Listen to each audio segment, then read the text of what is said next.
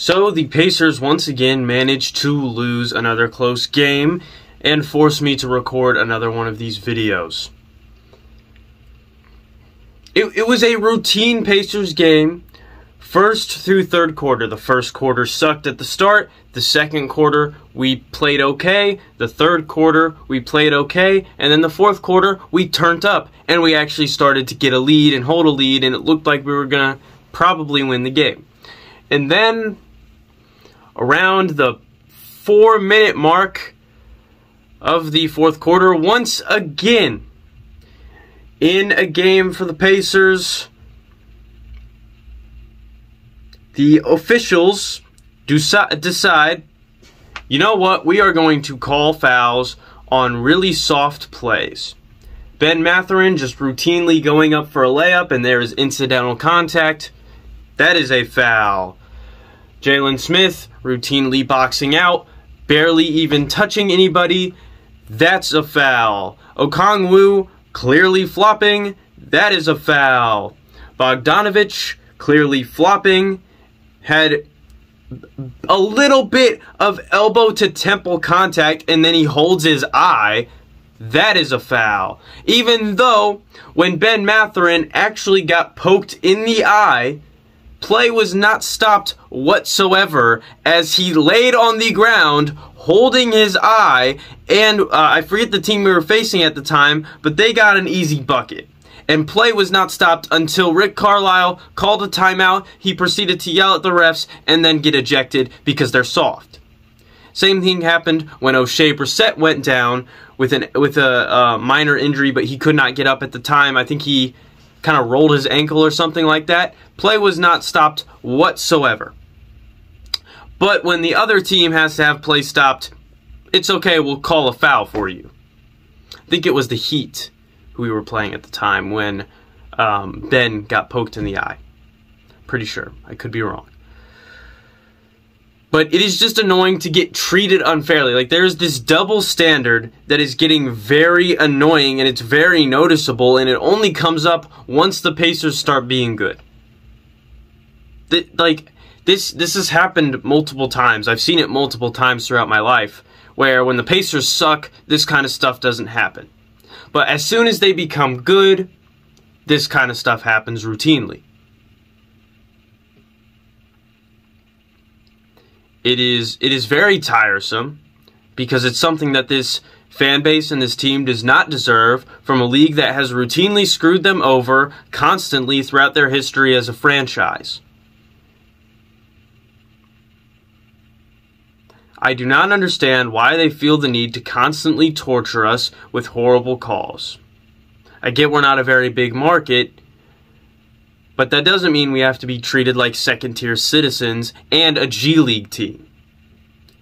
These officials are worse than the Big Ten officials, and if you've ever watched Big Ten basketball, you know that that is really bad.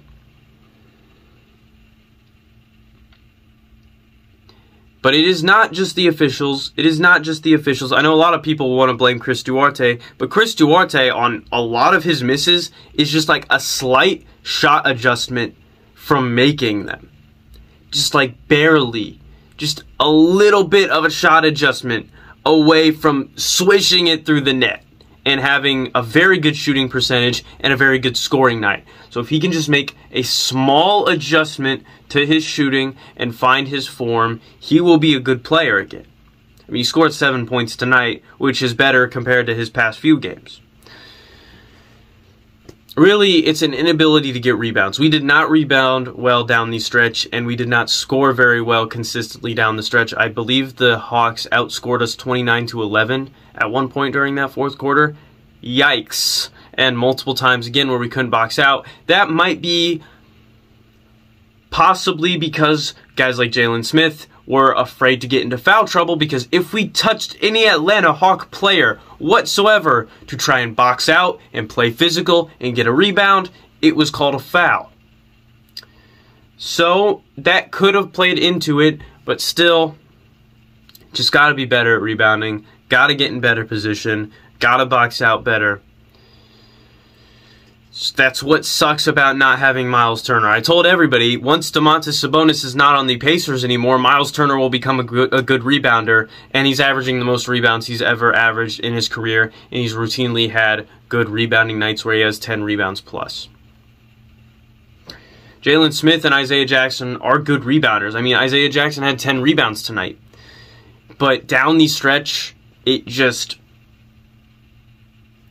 went away. It went away. Nobody could rebound. O'Shea Brissett couldn't rebound. Isaiah Jackson couldn't rebound. Jalen Smith couldn't rebound. Not even TJ McConnell could rebound, and usually he's the guy that you can rely on to run in there and grab the ball when all the bigs miss it. But not even he could do that, which is scary. It just sucks to have yet another winnable game be torn away from us through things we can control and also things that we cannot control. And throughout it all, have other teams' fan bases laugh at us. It's painful. It's been a painful few days. The Tyrese Halliburton news, Aaron Nesmith-Miles still being injured, Chris Duarte not finding his game and clearly getting frustrated. He's getting closer every game, and I believe in him, and I think we should still play him. But it is very frustrating. See you guys next time. As always, I'm not funny, and got a game tomorrow.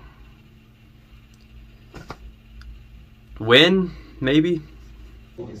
In case the hoes are wondering, yes, I am Burger from Twitter.